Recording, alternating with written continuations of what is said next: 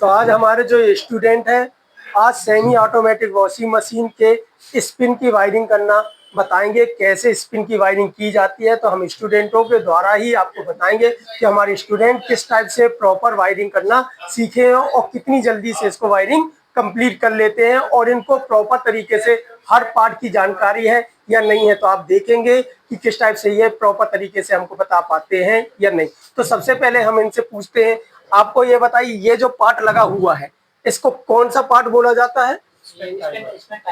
Spin timer. तो चलिए इसके लिए आप क्या उठा लीजिए, मल्टीमीटर उठाइए और स्पिन टाइमर की हम चेकिंग करेंगे, प्लस इसकी प्रॉपर तरीके से वायरिंग करना सीखेंगे और प्रॉपर तरीके से उसको ऑन करके देखेंगे कि वायरिंग सही है या नहीं है। तो सबसे पहले हम टाइमर को कैसे चेक करते हैं? पहले हम उसको चालू करेंगे। तो टाइमर को ऑन कर लेते हैं। सबसे पहले टाइमर ऑन कर लेंगे हम।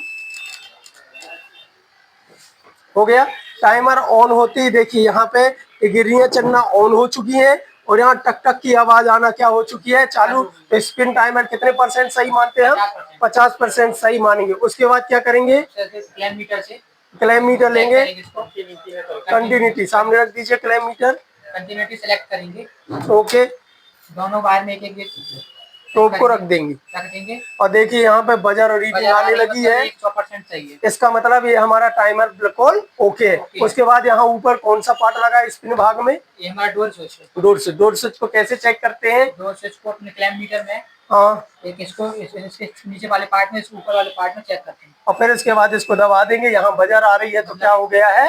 प्रॉपर तरीके से ओके। तो यहाँ पे ऊपर जो स्पिन पार्ट में लगने वाले दोनों पार्टों की हमने क्या सीख ली है? चेकिंग। जहाँ पे spin timer plus door switch दोनों की हमने चेकिंग करना सीख लिए। उसके बाद हम नीचे वाले पार्ट में आ जाते हैं। चलिए नीचे वाले पार्ट में क्या लगा है? यहाँ पे मोटर लगाई गई है। इस मोटर को क्या कहते हैं? Spin motor. Spin motor. Spin motor से कितनी वायर निकली हुई है? 3 वायर। 3 वायरों को हमने एक कलर की कर दी है जिससे आप थोड़ा सा कंफ्यूज हो सके और सही तरीके से रीडिंग को क्या कर सके? चेक कर सके। तो सबसे पहले हम क्या करते हैं? रनिंग, स्टार्टिंग और कॉमन निकालेंगे। ओके,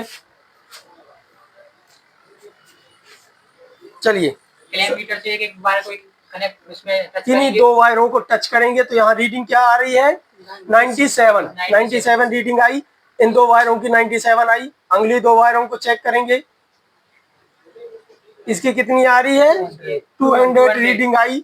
तो अगला चेक करेंगे,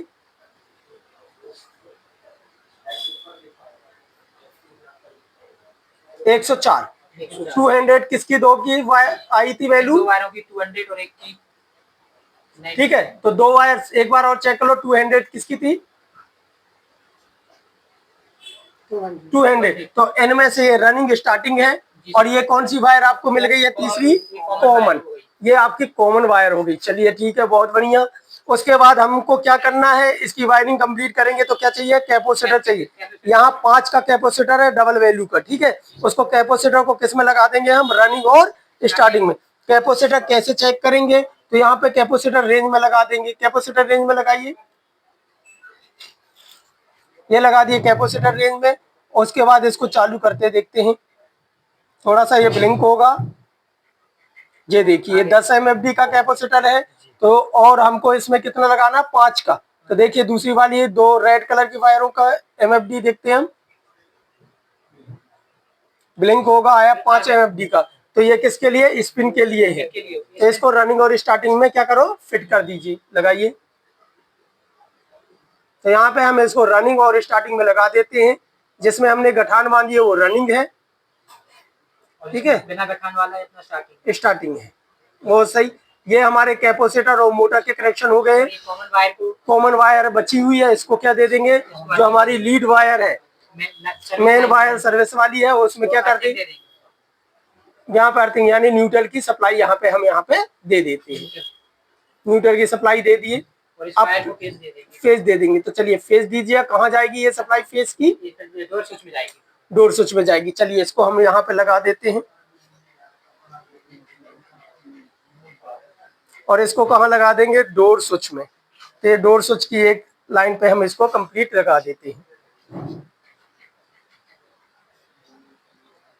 और डोर स्विच से निकल के जाएगी वो किसको लगेगी। देखिए जैसे आपको- यहाँ पे क्या हुआ, ये जो फेस इन फेस था हो गया। फेस इन हुआ डोर स्विच को, और ये पार्ट और डोर स्विच से निकल के किसको चला गया, टाइमर टाइमर को। को और टाइमर की एक वायर बची, ये निकल के किसको चले जाएगी, रनिंग वाले कैपेसिटर यानी रनिंग मोटर के रनिंग पॉइंट में चली जाएगी। रनिंग वाला कैपेसिटर इसमें गठान लगाए थे, रनिंग है, ये रनिंग है, इसको हम इसमें जोड़ देंगे। जोड़ दिएगी। कैपेसिटर के रनिंग वाले जो मोटर की रनिंग पॉइंट है उसमें जाके ये लग चुकी। ये वायरिंग हमारी कंप्लीट हो चुकी है। यहाँ पे इनकी जो वायरिंग थी हमारे स्टूडेंटों ने कंप्लीट, इसको हम बोर्ड में लगाएंगे। बोर्ड में लगाइए, ठीक है। इसको हम चालू करेंगे। हाँ ऊपर साइड चलिए चालू, ऊपर साइड चालू होगी। ऑन करेंगे। इसके बाद हमने टाइमर को ऑन कर लिया, टाइमर ऑन हो गया है और डोर स्विच को हम हल्का सा दबाएंगे। देखिए मोटर चालू हुई, दबाओ। ये हमारा स्पिन स्पिन टप को प्रॉपर तरीके से ये क्या करने लगा है, काम करने लगा है। यहाँ हमने डोर स्विच प्रॉपर तरीके से काम कर रहा है। तो ये जो हमारे स्टूडेंट थे इनने प्रॉपर तरीके से और प्रॉपर तरीके से इसकी वायरिंग करके कंप्लीट कर दी है। आप लोगों को कोई दिक्कत?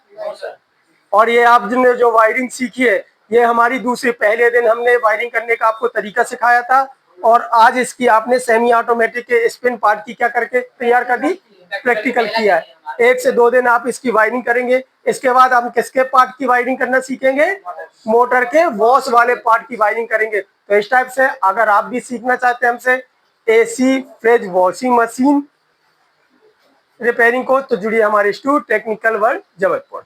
धन्यवाद।